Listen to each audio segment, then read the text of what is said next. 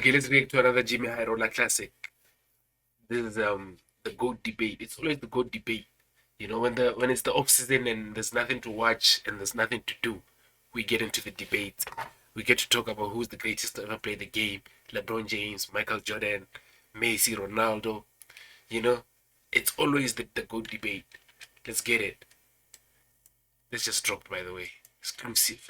Ranking NBA players is useless, but it's also really fun. Every NBA fan at some point has created their own ranking. It's like our official pastime at this point. And with the game as data-driven and awards and accomplishments as absolute as the NBA has, you'd think ranking players would be a fairly simple task. But despite the countless efforts to make a flawless, coherent all-time ranking of NBA players, no one can seem to get it quite right. Some players ranked too high, others too low, some not even ranked at all. Make any of these mistakes and your ranking will immediately get dismissed. The latest attempt of this fleeting endeavor came last week from Bleacher Report when they released their top 100 NBA players ever list. A ranking that seemed relatively good, but was met with an onslaught of criticism. Like everyone else that made an attempt before them, this list was not accurate. Not good enough.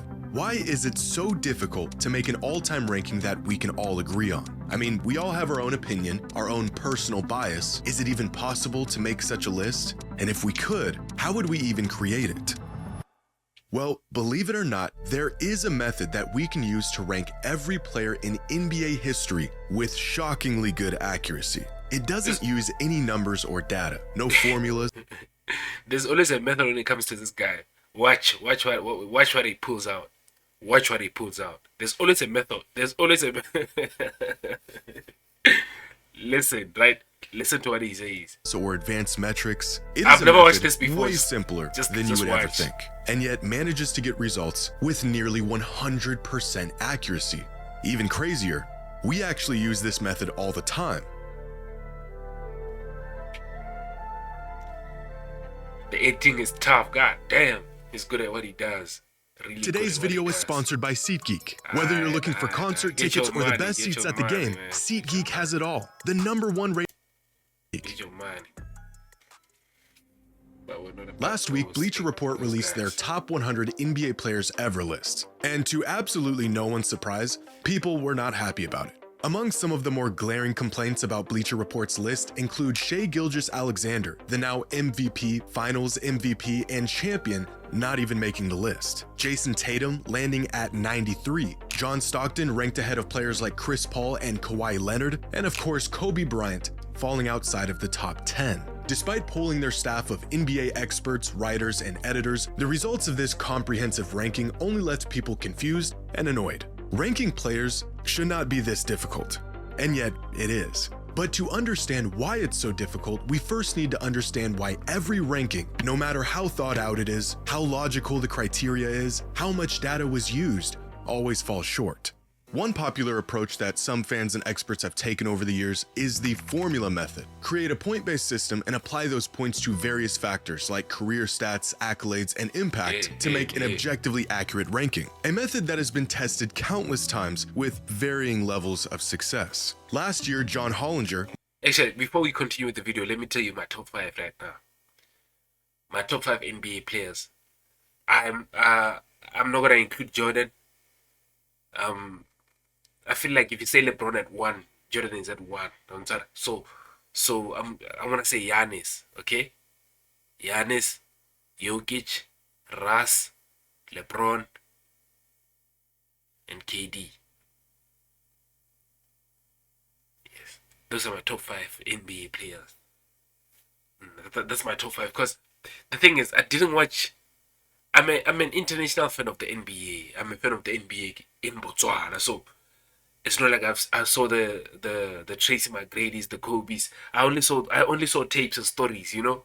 So I can't really sit here and tell you what a Tim Duncan is top 5 all time. I'd just be lying. I'm just gonna rank from my generation upwards, you know. So yeah, that's my top 5. Ask me in like 6 months, I'll probably have Vic in there, Paolo Banchero in there, Franz Wagner in there. You know, we don't know. Shea in there, you know. The game is evolving, and I'm ranking from my point of view upwards. So that's my top 5 currently. Let me see some argument. maybe Jason Tatum, maybe Luka. I don't know, but that's my top 5. Let's go. Longtime NBA analyst and a man credited with creating some of the first advanced NBA statistics, created a formula to determine his all-time top 100 list. His criteria being a point-based system that put varying levels of weight into factors like MVP shares, finals MVPs, win shares, and career box plus minus. A formula that resulted in LeBron as the GOAT, Jordan 2nd, Kareem 3rd, Duncan 4th, and Karl Malone 5th all-time. This list also features Harden at 13, Hakeem at 19, Steph all the way down at 27, and Isaiah Thomas at 65. This Reddit user went through the trouble of creating an entire model from scratch to achieve the goal of, as he put it, quantifying careers using a formula that combines accolades with simple advanced stats while compensating for era and benchmarking, plus adjusting the weights of the formula against approximate expected rankings using least squared regression. In other words, he used a whole lot of stats and accolades, made some applicable adjustments, and put together an all-time top 100 ranking. The results came in, and people hated it. The glaring flaw in this method, as well as every other method that attempts to be completely objective in its approach, is that it's not objective. Even concrete things like stats and awards will inevitably have some sort of weight or value attached to them based partially off of opinion. What is a championship worth, and how do you factor it in? Should there be an era tax on players who played half a century ago? If there is, when does it no longer apply? The 80s? 90s? Is peak more important than longevity, or is it the other way around? Even awards themselves like MVPs and DPOYs are voted on by people with their own personal bias. Creating some sort of formula involves attributing value to all of these things, but without any impartial method of weighing all of these factors without injecting some sort of personal bias, the pursuit of creating a perfectly accurate ranking becomes virtually impossible. So, what if we just remove the personal bias? What if we strictly use data and numbers, two important factors that have no bias, to make a completely accurate and nonpartisan all-time ranking? Well, because the rankings get really weird really fast. For example, Box Plus Minus has Nikola Jokic as far and away the best player of all time. It also has Luka Doncic 4th, David Robinson 6th, and Tim Duncan 19th. But in the right hands, and with enough data, and when used in conjunction with one another, a purely data-driven approach could lead us in the right direction. And this is what Ben Taylor of Thinking Basketball did back in 2017 when he created his top 40 list. As Ben says when describing his methodology, I won't attempt to balance Kobe's championships with Shaq, nor do I care about accolades like all-star teams or the number of Hall of Fame teammates someone played with. I also don't care about how many rings a player won. The very thing I'm trying to tease out is who provided the most lift. Instead of trying to assign value to things like rings and MVPs, Ben's list ranks players based on who provided the largest increase in the odds of a team winning a championship over the course of their career. Ben's specific method and reasoning is probably the best out there when it comes to seeking an objective ranking, using the best advanced metrics available and using them logically to find the most accurate conclusion. The results of this experiment were eventually updated in 2022 and are generally accepted as a really solid list without the outliers or massive holes that other lists have. The only problem is, this is not an all-time player ranking. As Ben stated, this list is a player evaluation, not necessarily a ranking of the greatest players of all time, and it's evaluating how good these players were, their abilities and their effectiveness in using those abilities, not how great they were or what they accomplished. A great exercise in determining which players had the largest impact on the court, but not the best method in determining how that impact actually translated to tangible success. For example, this method is providing evidence that Karl Malone had a larger statistical impact than Stephen Curry over the course of his career, but I'm not sure if there's a single human being on planet Earth that would argue Karl Malone is greater than Steph is. Using purely statistics and data to rank players removes valuable context that certainly matters when evaluating how great they were throughout their career. However, allowing awards and achievements to partially dictate rankings will inherently skew the results due to personal bias and variance of opinion. So looking at it through either of these lenses will lead you to inaccurate results. But maybe we're looking at this through the wrong lens altogether. We as fans are going to be biased. It's the very nature of being a fan. My team's great and they can do no wrong. So if we need to factor everything in, but we cannot do that without inserting some sort of bias, what if instead of trying to remove all bias from the equation, we factor... I feel like that the top 100 list should be open to voters, but the voters should be international voters only. You get me? Like, let's exclude Americans because there's bias. First of all, since it's a local sport for you guys and it's a sport at home, you understand? Obviously, people that if you stay in Cleveland, you think LeBron is the greatest of all time. If you stay in Chicago, you think Jordan is the greatest of all time. If you stay in Texas, you think it's Tim Duncan. You get me? Kana Hakeem Olajuwon, kana Dirk Nowitzki. Now, if you give the international fans the voting powers for them to vote or no, we think number one is Michael Jordan, no, we think number one is Russell Westbrook. That way there's no bias. There's no the bias at that point it would be like who's your favorite player, but still there's still no bias, you get me? Like, let's see what the international fans think of the NBA and then let's see what the local fans think of the NBA. You get me? I think hear me out. Just like, let's get someone who's looking in from the outside. Let's not get someone who's in the inside trying to vote on something that's happening on the inside. The bias is too great. Even if I have a bias, it's not the same as someone who's voting locally. You get me? I don't know if let me rewind like a few seconds because I'm sure we both forgot what he was saying, but yeah. Are going to be biased. It's the very nature of being a fan. My team's great and they can do no wrong. So if we need to factor everything in, but we cannot do that without inserting some sort of bias, what if instead of trying to remove all bias from the equation, we factor this bias into the equation by asking fans what it is they value most when ranking players? If the accuracy of the rankings is determined by the fans, then so should the criteria. Well, that's exactly what this Reddit user did. Back in 2020, an NBA fan on Reddit took it upon himself to survey other NBA fans, 662 of them to be exact, on not just what's important to them in terms of greatness, but even what kind of fan they are. Among some of the questions asked were, how long have you been watching the NBA for? The most popular answer was 6 to 9 years. On a scale of 1 to 10, how big of a fan of the NBA are you? Over 80% of the results being at least an 8 out of 10. But here's where things get interesting. One of the questions asked was, what do you think is more important in a player's career? Team success or individual success? 52% of voters said team success and 48% said individual success. Almost an even 50-50 split between NBA fans in response to a very important question with two very different answers. Even more revealing, voters were asked what are the top 3 most important measures when evaluating who the greatest of all time is. The number 1 answer?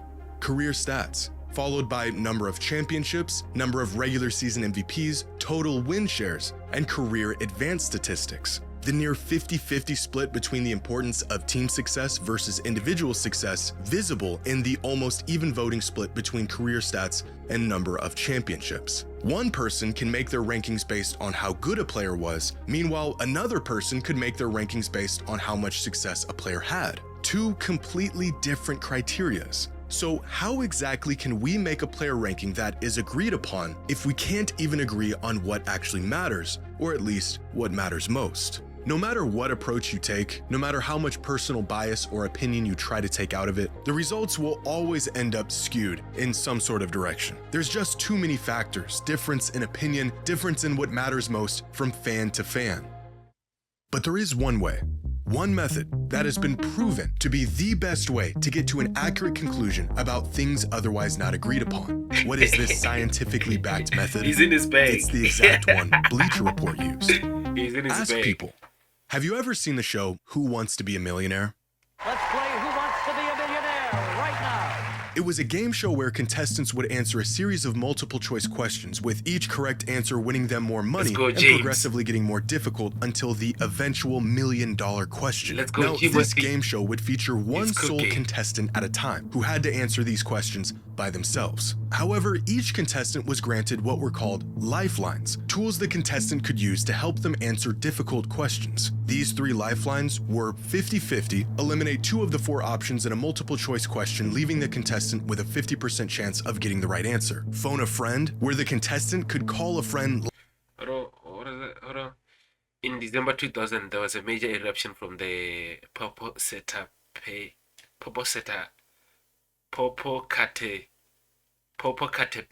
volcano, which is located in what country? I would guess Honduras. Let's see. Popocatépetl, Honduras. Come on, man.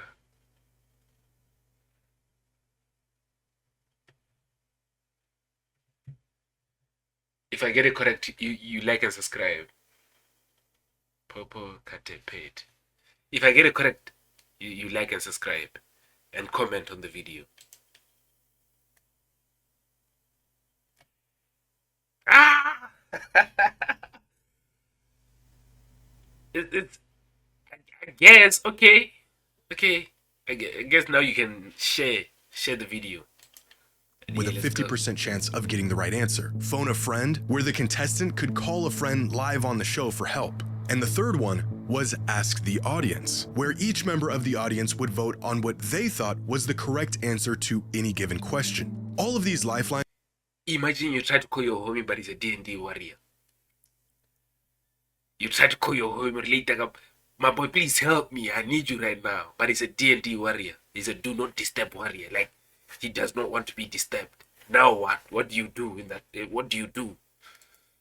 Were valuable, but one of them in particular resulted in the correct answer far more than the others. The 50-50 lifeline, as the name suggests, got contestants to the correct answer about 50% of the time. Phoning a friend resulted in contestants getting the correct answer 66% of the time. But asking the audience resulted in the correct answer 92% of the time. By far, the most accurate method of coming to the correct answer for any question in the show's history. And this is a demonstration of a concept known as the wisdom of the crowd, an idea that refers to the collective judgment of a group of people often being more accurate than the judgment of any single individual, even an expert. And it is an incredibly accurate method of arriving on the correct answer to any logical question. In 2011, the BBC network put this concept to the test by filling a jar with jelly beans and asking 160 contestants how many jelly beans they thought were in the jar. The answers were absolutely insane, ranging from 500 to 50,000. And yet somehow their collective average was unbelievably close to the actual number. After conducting their experiment, it was revealed that there were exactly 4,510 jelly beans in the jar. The average guess among all 160 participants, 4,515. Despite their variance in answers, on average, the participants were able to get within 99.9% of the correct answer. By aggregating the opinions or estimates of many individuals, the errors and biases of individual judgment tend to cancel each other out, leading to a collective result that is closer to the truth. And in possibly the most roundabout way I could conjure up, I think this same exact concept can be applied to ranking NBA players on an all-time list. Regardless of what the individuals value most and our own personal bias, if you ask enough people, chances are you'll more than likely end up at an accurate result. Better than strictly using stat-based metrics, better than the eye test or a combination of multiple factors. Simply asking people who the greatest players of all time are will show you exactly who the greatest players of all time are. And evidence of this can be found within the results of Bleacher Report's ranking. Someone ranked Kobe Bryant 18th all time. Their personal top 100 ranking is probably a little wacky, but this vote inadvertently balances out someone else who voted Kobe 4th all time. Same goes for every single player on this list. Someone had Jokic 12th all time, another voter had him 28th, and everyone else had him somewhere in between. The range of votes for Charles Barkley are probably the largest of any player on this list, with one vote for him as the 18th greatest player and another with him as the 74th greatest player. With individual rankings like this, you'd think the final result would be a mess, and yet Barkley ended up being ranked 25th all time, right about where he should be. Can we make a completely accurate ranking of the greatest NBA players ever? Well, we can get really close. In terms of how we would create it and what it would look like, you're looking at it. This isn't a matter of opinion, it is a statistical principle. As Bleacher Report put it when describing their methodology, it's an impossible task, especially when confronted with the reality of comparing players from different eras. Stats help, but calculators won't ever figure all this out. But asking enough people just might.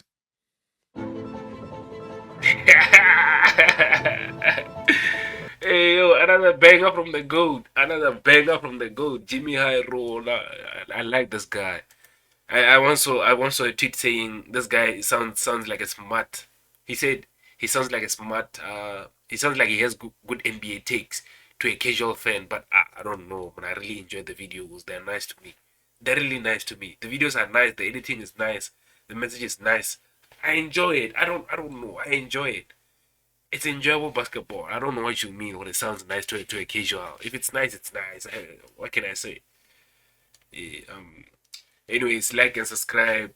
Like and subscribe. Share to your friends. Yeah.